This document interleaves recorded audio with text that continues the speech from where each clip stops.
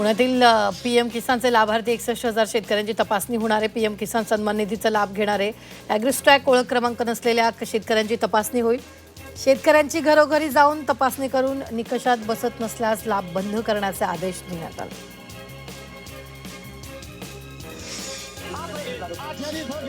वाशीमधील कृषी उत्पन्न बाजार समित्यांमध्ये सोयाबीनच्या दरात पुन्हा वाढ झाली आहे। सोयाबीनला सुमारे 5,500 रुपये प्रति क्विंटल दर मिळत आहे, त्यामुळे शेतकऱ्यांना काहीसा दिलासा मिळतो।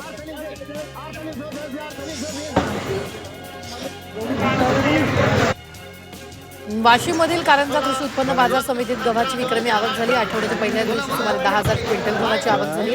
गव्हाला कमाल 2,235 रुपये तर सरासरी 2,205 रुपये। या दरामुळे शेतकऱ्यांनी नाराजी व्यक्त केली। यवतमाळमध्ये 5 ठिकाणी नाफेडमार्फत हरभरा खरेदीचा निर्णय जिल्हा प्रशासनानं घेतलाय। आरणी कृषी उत्पन्न बाजार समितीमध्ये सभापतीच्या हस्ते पूजन करून हरभरा खरेदी सुरू झाली आहे। सध्या हरभऱ्याला 5,800 रुपये क्विंटल दर मिळतोय।